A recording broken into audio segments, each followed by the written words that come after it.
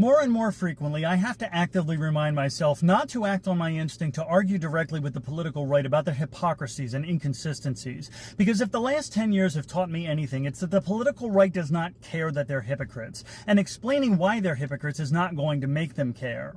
If they were capable of caring about anything other than themselves and what they want, then they would. But they're not, so they don't. And they're more than happy to play along as we waste our time, effort, and energy trying to reason with them and convince them that they shouldn't want the destructive things that they want, because then we have less time, effort, and energy to stop them from accomplishing all of the destructive things that they want.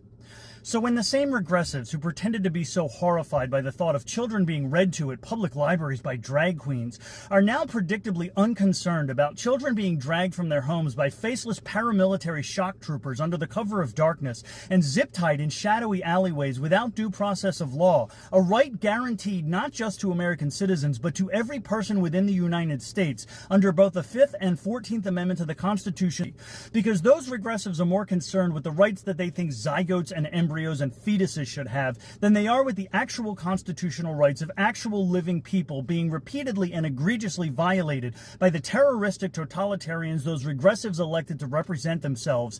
I have to actively remind myself that the most relevant concern is not that they're hypocrites, though they are. It's that they are objectively bad people, gleefully doing objectively bad things and enjoying the harm that they're causing, and they don't need to be taught. They need to be stopped.